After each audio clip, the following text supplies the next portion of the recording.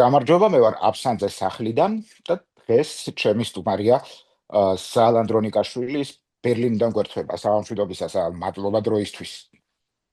საღამშვიდობისა, ირაკლი, დიდი მადლობა სახში მოწვევისთვის. ხო, ასე გამოვიდა, რომ ჩვენ ახლა სახლიდან ვმუშაობთ, რამდენიმე სხვადასხვა პოდკასტს ვაკეთებთ, ეს პარასკევობით ინტერვიუა, გვაქვს ასევე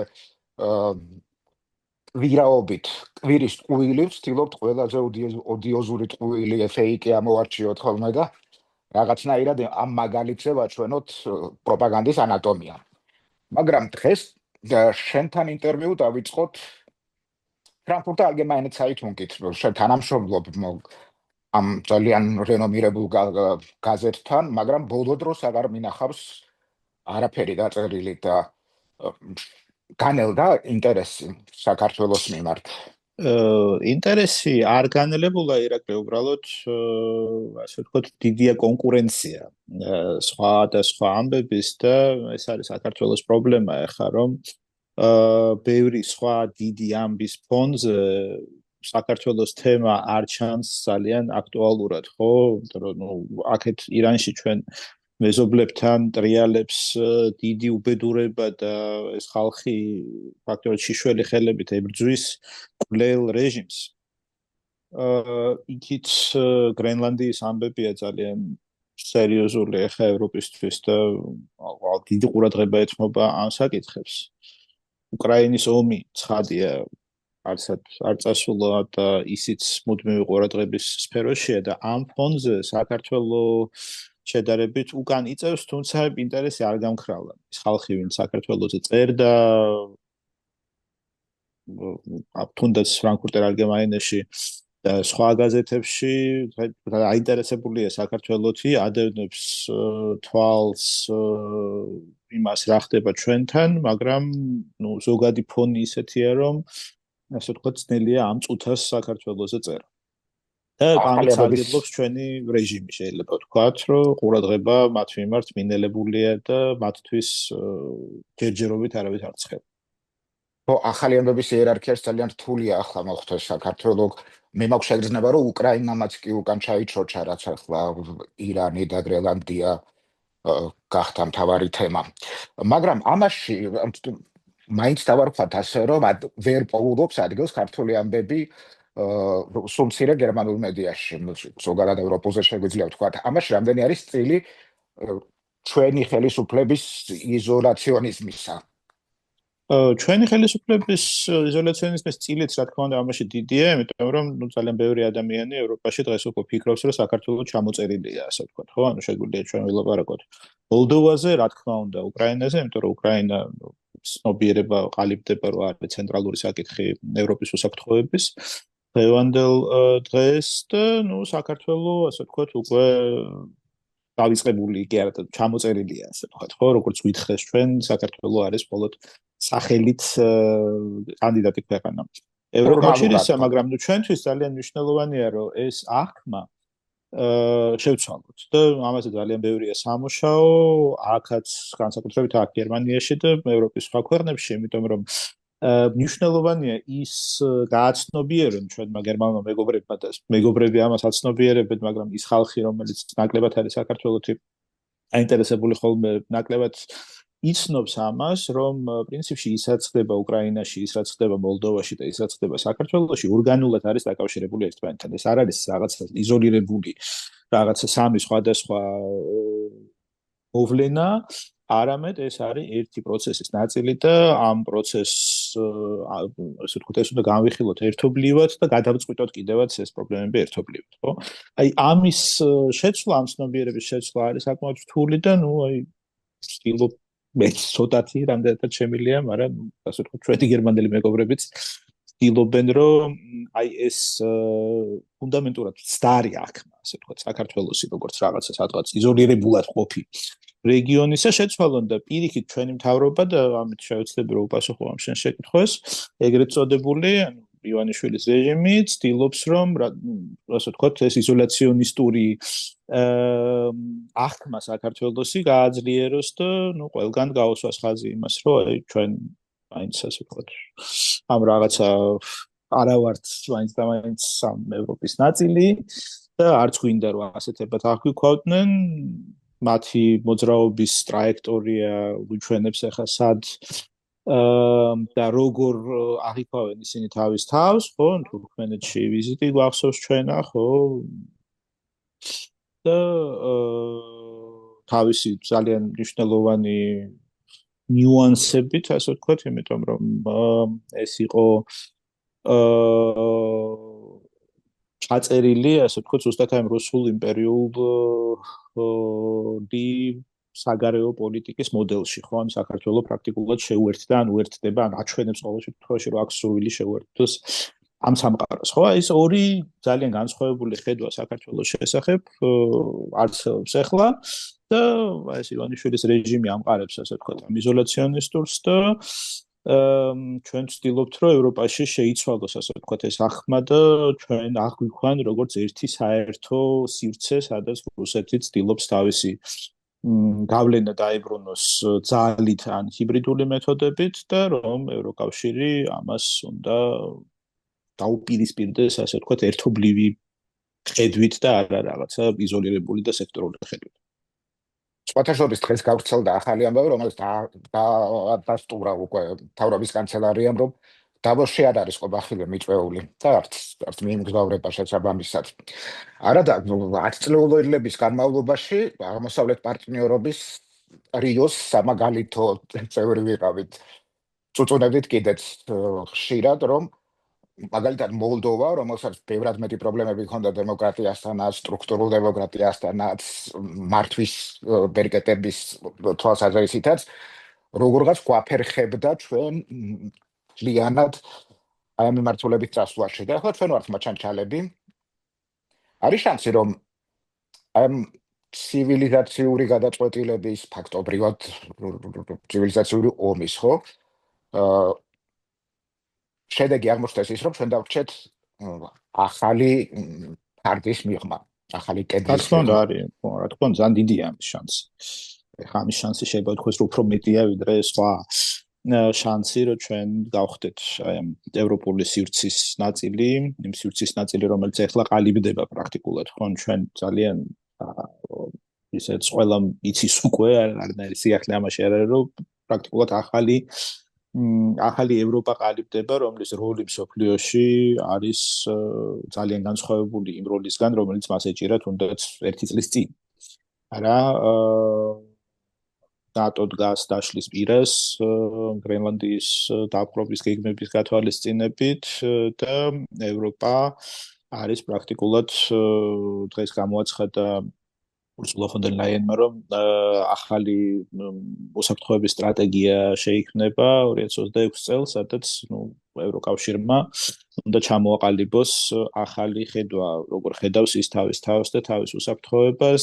ძალიან ბევრი სტატია იწერებოდა ამ დღეების განმავლობაში, რომ ევროკავშირმა ასევე უნდა იზრუნოს თავის ბირთვულ უსაფრთხოებაზეც, რადიკალური ცვლილებებია, რომლის მასშტაბიც, იმიტომ რომ ყოველდღიურად ვადევნებ ჩვენ ამას თვალს, მაგრამ აი პრაქტიკულად ისტორია იცვლება, რადიკალურად იცვლება ჩვენს თვალწინ და აი ამ წუთებში. ხო? და საქართველოს აქვს შანსი, ასე ვთქვათ, მოხდეს ან იქით, ან აქეთ, არა, და იმის შანსი, რომ მოხდეს აი ამ რაღაც არასწორ მხარეს, ასე ვთქვათ, არის ძალიან დიდი და ამაში, რა თქმა უნდა, ამაზე მუშაობს პირდაპირ ივანიშვილის რეჟიმი, რომ საქართველოს იყოს, ასე ვთქვათ, არ მოხვდეს არანაირად აი ამ ევროპულ სივრცეში. რეჟიმის ერთ-ერთი პროპაგანდისტული ნარატივი ისიც არის, რომ თითქოს ევროპას ჩვენ უფრო ვჭირდებით, ვიდრე ევროპა გვჭირდება ჩვენ. ამის დამტკიცებას ცდილობენ, ამას აწმუნებენ ადამიანებს და ხანდახან მუშაობს კიდეც სამწუხაროდ. ხო, ეხლა რაღაცების ასე ვთქვათ, პროპაგანდაში საკმაოდ ეფექტიანები აღმოჩნდნენ მოსახლეობის გარკვეულ ნაწილში მაინც და ის მოთხრობები, ასე ვთქვათ, რომელსაც ისინი ავრცელებენ, დაწყებული რაღაცა გლობალური ომის პარტიით და მეორე ფრონტის გახსნით საქართველოში, რა თქმა უნდა, რეალობასთან არანაირად ახლოს არ არის. და ასევე ძალიან შორს არის რეალობისგან ის, რომ ჩვენ უფრო გვჭირდება, უფრო გვჭირდებით ევროპას, ვიდრე ევროპა გვჭირდება ჩვენ. ისეც არ არის, რომ ჩვენ საერთოდ არ გვჭირდებოდეთ არავის, ხო? ესეც ამ ეს ხედვაც ძალიან არასწორია, მაგრამ ის რომ ჩვენ ევროპა არ გვჭირდება, არათუ არასწორია, არის დანაშაული, ასე ვთქვათ, საქართველოს ისტორიის და საქართველოს მომავლის და ქართველი ხალხის წინაშე არა, იმიტომ რომ ეს არის ქართველი ხალხის არჩევანი, მისი 80% დღემდე მაინც უჭერს მხარს ევროპულ კურსს და ეს არ არის შემთხვევითობა, ხო, ეს ევროპა არ არის რაღაცა, ასე ვთქვათ, რაღაცა აბსტრაქტული და ევროპა არ არის ის, რაც არის, ვთქვათ, ქართული ოცნების ბევრი წარმომადგენლისთვის, რომ სადღაც იქ ჩავიდეს და რო გაატაროს რომელიმე მონტე-კარლოში, არა. ევროპა არის პირველ რიგში იმ ხალხისთვის, ვინც 80%-ისთვის, ვინც უჭერს მხარს საქართველოს ევროპულ მომავალს, ეს არის ცხოვრების ფორმა. ის როგორც შენ გინდა იცხოვრო, როგორც გინდა რომ იცხოვრონ შენმა შვილებმა, რა, გინდა რომ იყო ღირსეული მოქალაქე, თავისუფალი მოქალაქე, გქონდეს თავისუფალი არჩევანის საშუალება, გამოხატვის თავისუფლების საშუალება, ღირსეული იყო იმ თვალსაზრისითაც, რომ შენ გიცავდეს, ვთქვათ, სიღარიბისგან და ავადმყოფობისგან შესაბამისი სტრუქტურები, არა, ეს ყველაფერი არის ის, რაც არის ევროპა და არ არის ყველაფერი დანარჩენი ჩვენს გარშემო, რა. და ეს არჩევანი არის ძალიან ნათელი ხალხს, ქართველების სრულ უმრავლესობას ეს ძალიან კარგად ესმის. არ ესმის მხოლოდ რაღაცა მცირე ნაწილს, რომელიც იდრდება და თავის კეთილდღეობას იქმნის სწორედ იმაზე, რომ ამ დანარჩენ 80%-ს ართმევს არათუ დღეს ართმევს, თქვათ, გულს და სახსრებს, არამედ ართმევს უმრავლესობას. ისიც ფაქტორია, რომ ევროპას მით უმეტეს ახლა ამ ფორმირების სტადიაზე არ ჭირდება მორიგი ევროსკეპტიკოსები ამ გაერთიანებაში, იმიტომ რომ დემოკრატია ერთ-ერთი გამოწვევა არის ევროპისთვისაც კომპრომისი ჭირდებათ გადაწყვეტილების მისაღებად. ახლა ახალი ორბანი და ფიცო აღარ ჭირდებათ კიდე ალბათ, ხო? ცდილობენ რომ თავი გადაიწყდნენ. ახალი ორბანი და ფიცო კი არ ჭირდება, რა თქმა უნდა, მაგრამ პრინციპში ძალიან ეხაც რომ მეტი იქნება ალბათ ამაზე საფიქრელიც და სალაპარაკოც. ევროპას ჭირდება ალბათ ახალი ევროპული პატრიოტიზმი, ხო? ევროპა, რომელიც დაიწყო როგორც ასე ვთქვათ, ეკონომიკური გაერთიანება, რომელიც გაიწყო მაინც როგორც ასე ვთქვათ, სახელმწიფოების გაერთიანება, ალბათ უნდა გადავიდეს რაღაცა სხვა ეტაპზე და აი ის შეგნება, რომ ჩვენ ვართ, თქვათ, არა მარტო ქართველები, არამედ მაშასადამე ევროპელები და ვართ გერმანელები და მაშასადამე ევროპელები და ასე შემდეგ, ანუ ყველანი ვართ რაღაცა ერთიანი სივრცის ნაწილი და ეს არ არის მარტო რაღაცა გეოგრაფიული სივრცე, არამედ ეს არის ფასეულობითი სივრცე, ეს არის კულტურული სივრცე, ხო, ეს არის პოლიტიკური სივრცე. რა თქმა უნდა, ეკონომიკური სივრცე, მაგრამ კულტურული სივრცეც, რომ ჩვენ გვაქვს, ასე ვთქვათ, ერთმანეთისადმი მიკუთვნებულობის ცნობიერება, ხო, რომ ჩვენ ვართ აი ამ ერთი სივრცის ნაწილები.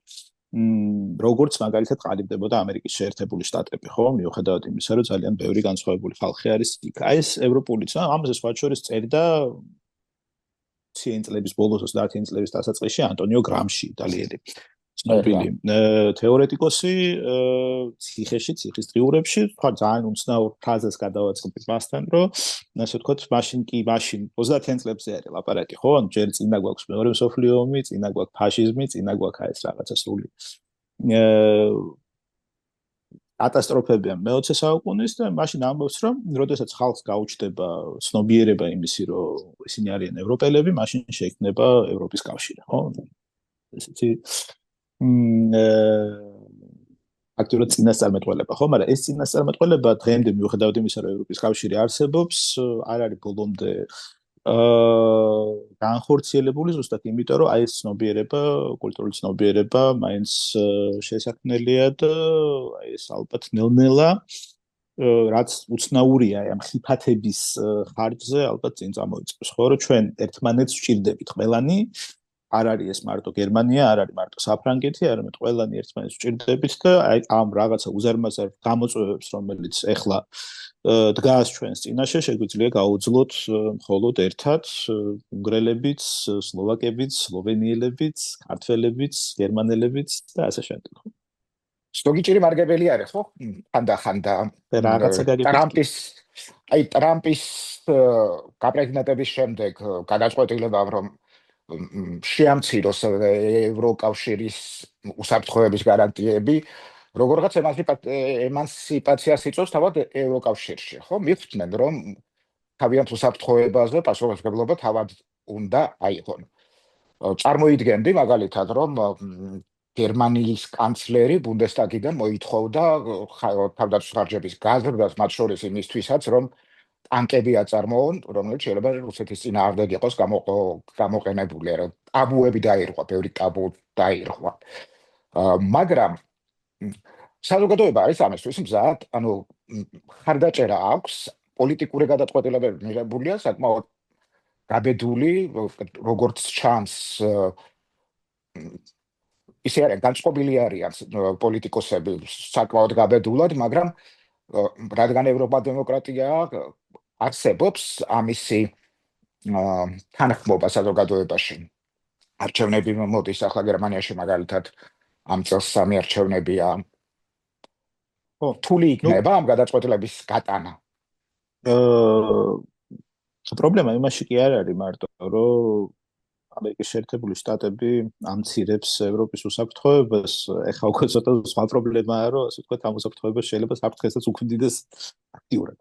შესაბამისად, ამის იმის გაცნობიერება, რომ ევროპამ თავის თავი რაღაცნაირად უნდა დაიცვას და მათ შორის როგორც არის თუ თავდაცვაზეც არის ლაპარაკი ამის გაძლიერებაზე არის და ხალხიც რაღაცა დონეზე ამას აცნობიერებს, რა თქმა უნდა, არის რაღაცა გარკვეული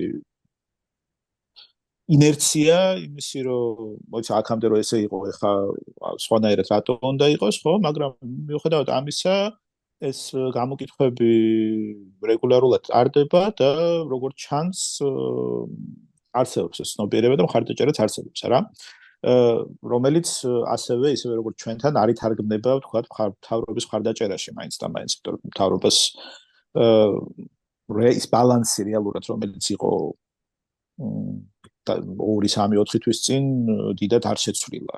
ეს რაღაცა არის სიტუაცია გვაქვს, სადაც ალტერნატივა გერმანიისთვის, რომელიც მემარჯვენე რადიკალურ პარტიად არის უკვე აღიარებული, მაგრამ ჯერჯერობით დასკვნები არ გამოტანილა და არის ანტიევროპული პარტია აშკარად, მას აქვს უმრავლესობა 26% და ყველა დანარჩენი მოდის მერე, ქრისტიან დემოკრატებს 24, სოციალ-დემოკრატებს 13, მწვანეებს 13, მემარცხენეებს 11 და კიდევ ორი სამი პატარა პარტია არის, რომელსაც 3-4% აქვს, მათ შორის ლიბერალ დემოკრატები.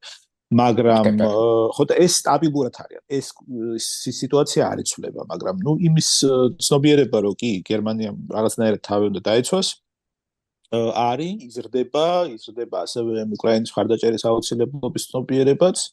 ხო, ძალიან ბევრი ხალხისთვის ნათელი გახდა, რომ თქვათ, უკრაინას თუ არ დაუჭერ ხარს დღეს, მაშინ ხვალ შეიძლება ჩვენ თვითონ მოგიწევოს იგივე მდგომარეობაში ყოფნა. ნელ-ნელა ხდება ეს ყველაფერი, მაგრამ ხდება. გერმანიაში შემოდის ახლა ისევ გაწვევა სამხედრო სამსახური, რასაც მოყვა გარკვეული, რა თქმა უნდა, პროტესტები, მოსწავლეებმაც გააპროტესტეს, ძალიან დაბალია იმ ხალხის რაოდენობა, ვინც მზად არის, ასე ვთქვათ, მოხდეს თავის ქვეყნისთვის, იბრძოლოს თავის ქვეყნისთვის და იქაც ვხედავთ რა განსხვავებაა, თქვათ, უკრაინას და სხვა ქვეყნებს შორის, იმიტომ რომ ადამიანის მზადყოფნა თურმე ესე მიუხედავად იმისა, რომ ჩვენ სკოლაში ამას გვასწავლიდნენ და ესე გავიზარდეთ, რომ რაღაცა დიმიტრი თავდადებული და სამშობლოსთვის თავგანწირვა, რომ ეს არის ნორმალური, მიუხედავად ამისა აღმოჩნდა, რომ ის ადამიანი, რომელიც თავისუფლებისთვის მზად არის თავისი სიცოცხლე დათხოვს, დღევანდელ მსოფლიოში ძალიან ბევრგან არ მოიპოვება, ხო? ნახეთ, რომ ირანშია ცხოვრობს ესეთი ხალხი, ნახეთ, რომ უკრაინაში ცხოვრობს ესეთი ხალხი, მაგრამ ყველგან არა, რაღაცა გამოკითხვებით ევროკავშირის ტერიტორიაზე ხალხის რაოდენობა, ვინც მზად არის თავის ქვეყნისთვის იბრძოლოს, იარაღით ხელში არის აკაც 17%. რაც არ არის მაინც და მაინც ბევრი, ხო, მაგრამ ხო, და ეს ხა შენ შეკითხვას რო უპასუხო, საზოგადოებრივი აზრიც ისეთი რაღაცაა, რომელიც იცვლება. დღეს რა მდგომარეობაც გვაქვს, არ არის აუცილებელი, რომ იგივე მდგომარეობა იყოს ხვალ და ის იცვლება იმის და მიხედვით, რამდენად ბევრს ვლაპარაკობთ ჩვენ, ან რა არგუმენტები გვაქვს ამა თუ იმ პოზიციისათვის, რა. და ეს დებატები მიდის, რაც მნიშვნელოვანია და რახან ეს დებატები მიდის, დისკუსია მიდის, ხალხი ლაპარაკობს ხო, დიდ გაზეთებშიც, ტელევიზიაშიც, პოდკასტებში, რა ვიცი, რაღაც სოციალურ ქსელებში.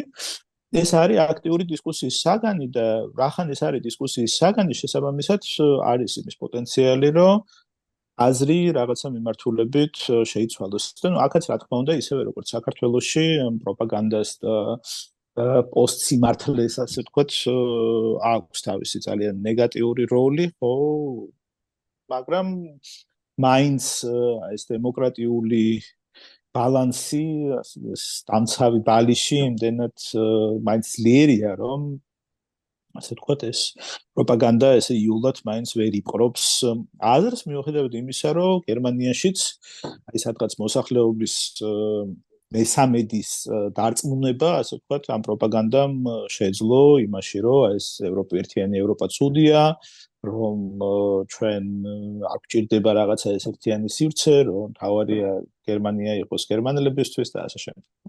ჩემი გერმანელი მეგობრები წუწუნებენ ხშირად იმაზე, რომ განსაკუთრებით ახალგაზრდა თაობისთვის, რომ ერთგვარი რაღაცა მოცემულობა დაგიქმება, ის კეთილდღეობა, უსაფრთხოება, რაშიც გაიზარდნენ, სხვა არ ახსოვს.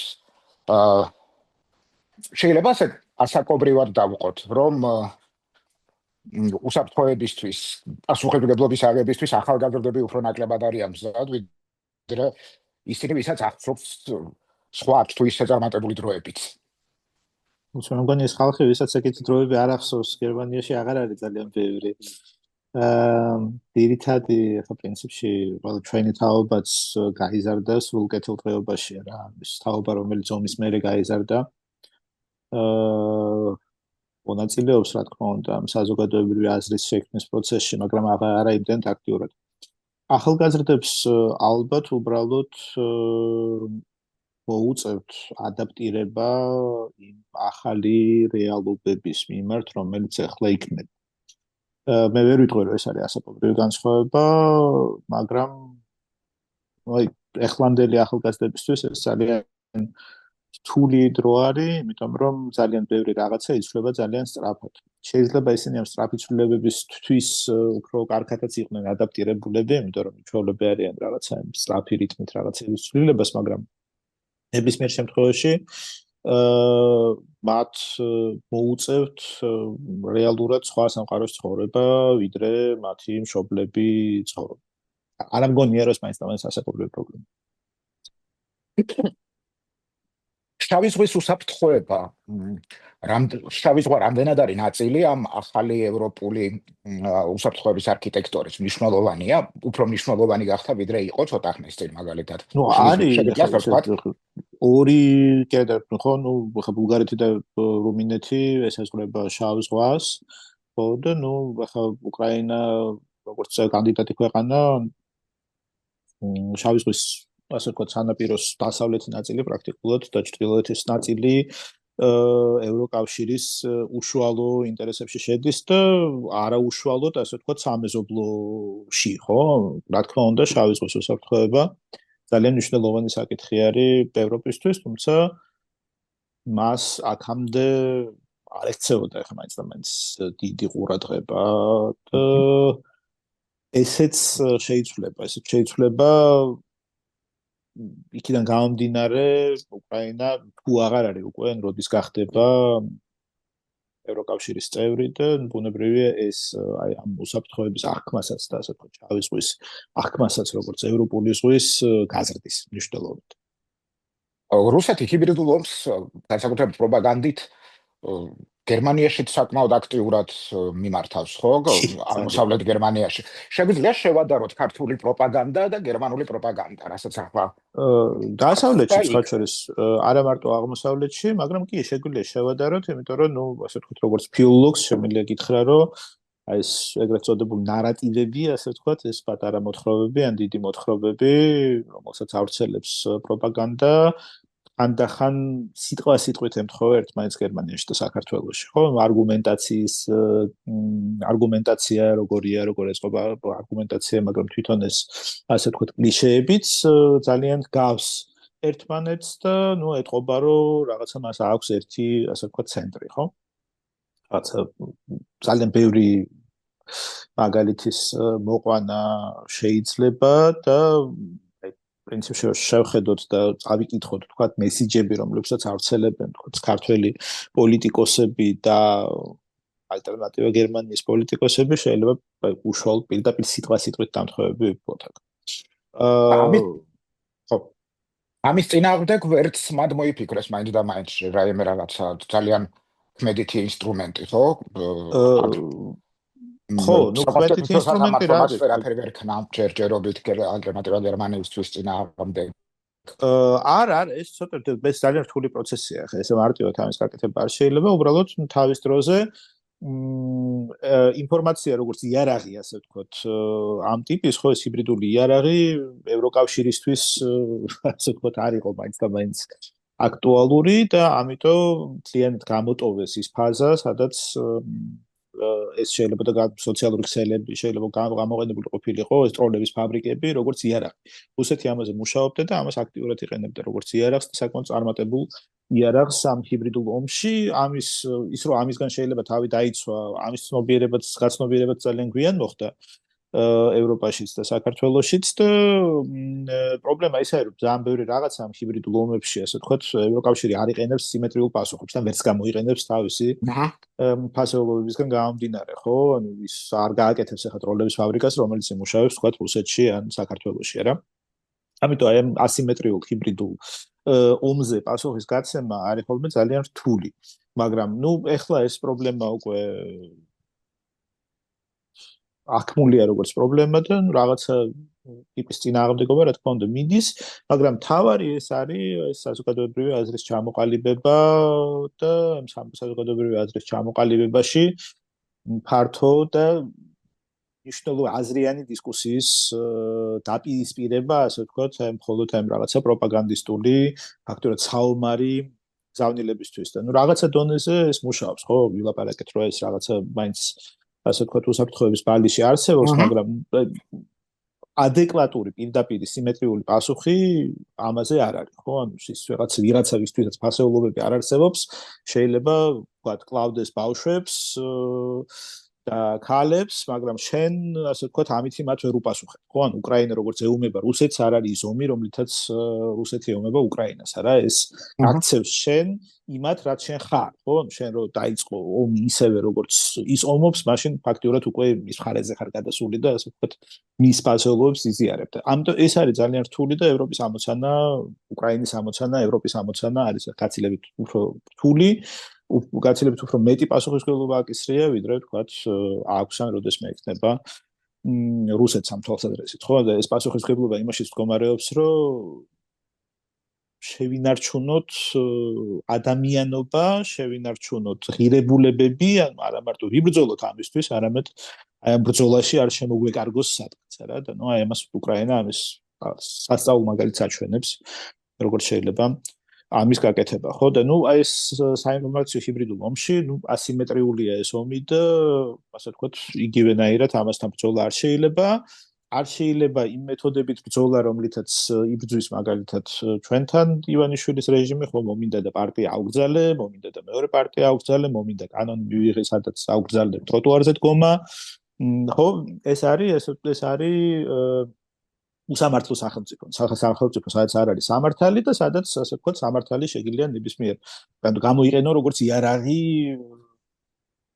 იმათ წინააღმდეგ, ვინც შენ გეწინააღმდეგება რა და ნუ არ არის ხა ევროკავშირი ესეთ ვერ იქნება ზუსტად იგივე მიზეზების გამო, იმიტომ რომ მაინც ასე ვთქვათ მნიშვნელოვანია რომ კანონი იყოს დაცული, ფასეულობა იყოს დაცული და ამიტომ ეხა ესე უცებ ვთქვათ რომ მივარდნენ და ეს ალტერნატივა გერმანიისთვის აკრძალონ, რა თქმა უნდა არ გამოგვიყვანს. ძალიან რთული დემოკრატიული პროცესია, მაგრამ ზუსტად ის რომ ეს პროცესი არის რთული, ზუსტად ის რომ ეს ყველაფერი არის ძალიან ძნელი, ხანდახან შეუძლებელიც აძლევს ევროკავშირის ქვეყნებს, გერმანიას აი იმ რაღაცა დემოკრატიულ სიძლიერეს, წონას, სიმძიმეს, რომელიც მეორე მხრივ მას იცავს კიდევ, ზუსტად.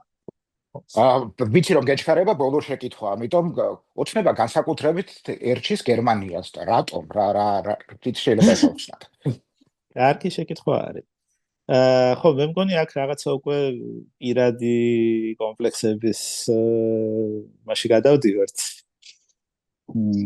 ფეილზე არა, იმიტომ რომ ჩვენი უბრალოდ ივანიშვილის პრემიერ-მინისტრი, ივანიშვილის პარლამენტის თავმჯდომარე, კიდევ რაღაცა სხვა მოღვაწეები, ბატონი ოხანაშვილი აღარ ჩანს ბოლო დროს განერიდა ხო? ეკრანებზე, ხო, განერიდეს როგორც იყო, არ ვიცი, მაგრამ ყოველ შემთხვევაში მათ ჰქონდათ როგორც ჩანს ამბიცია, განსაკუთრებით კობახიძეს ჰქონდა ამბიცია იმისი, რომ გერმანიასთან ურთიერთობებს რაღაცნაირად გააუმჯობესებდა, ყოველ შემთხვევაში დაარწმუნებდა გერმანელებს იმაში, რომ ის, რასაც ივანიშვილის რეჟიმს საქართველოში აკეთებს, ეს რაღაცნაირად შეესაბამება ევროპულ დემოკრატიას, ეს ვერ შეძლო და ცხადია ამის ნიადაგზე გერმანია არის ახლა რაღაცა გამორჩეული სამიზნე, ასე ვთქვათ, მათი ხო დამოკიდებული იყო, რა თქმა უნდა, ასევე ელჩ ფიშერზეც, რომელიც გერმანიის შეს დროს არ იყო მთლად ასე საქმე, წინა ერთში დროს. და საზოგადოდ გერმანული დიპლომატიისთვის ძალიან უჩვეულო პირდაპირობით ლაპარაკობს ბატონი ფიშერი და ეს პირდაპირ ნიშნავს არა მარტო მის პირად გამბედაობას, რა თქმა უნდა, რომელიც ასევე ძალიან მნიშვნელოვანია, არამედ იმასაც, რომ მას აბსოლუტურად სრული და ძალიან ერთმნიშვნელოვანი მხარდაჭერა აქვს გერმანიის საგარეო საქმეთა სამინისტროსი და მთავრობის, ხო, და ესეც, რა თქმა უნდა, ძალიან გამაღიზიანებლად მოქმედებს ივანიშვილის რეჟიმის ფიგურანტებისთვის. დიდი მადლობა დროისთვის. დიდი მადლობა მოწვევისთვის. იმედია ძალიან არ დაგაგვიანე. მომავალ შეხვედრამდე ეს იყო აფსანძე სახლიდან, მე დღეს ალანდრონიკაშვილს ველაპარაკე, ის ბერლინიდან ჩაგვერთო. კიდევ ერთხელ შეგახსენებთ, რომ შეგიძლიათ გამოიწეროთ ჩვენი YouTube გვერდი. ასევე ყველა ლინკის ქვეშ, ყველა ბმულის ქვეშ არის შესაძლებლობა, რომ ფინანსურადაც დაგვეხმაროთ. მადლობა ყურადღებისთვის და დროებით.